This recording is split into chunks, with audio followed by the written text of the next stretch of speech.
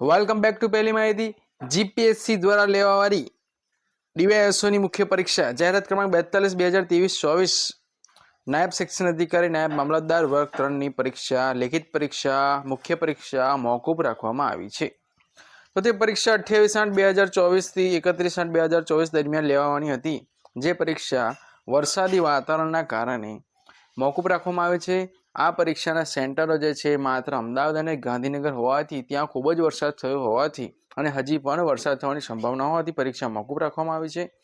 હવે આગળ આ પરીક્ષાનો કાર્યક્રમ કે કોઈ માહિતી વેબસાઇટ પર જાહેર કરવામાં આવશે. આયોગની વેબસાઇટ પર જાહેર કરવામાં આવશે, જેથી કરીને આયોગની વેબસાઇટના સંપર્ક નિરંતર રહેવું. તો આ રીતની ચોક્કસ માહિતી મેળવવા માટે આ યુટ્યુબ ચેનલ સબસ્ક્રાઇબ કરો અને જો વિડીયો ગમ્યો હોય તો આ વિડીયોને લાઇક કરો અને જરૂરી લાગતા વખતે ઉમેદવારોને શેર કરી દો, જેથી કરીને તેઓ પણ આ માહિતી મેળવી શકે.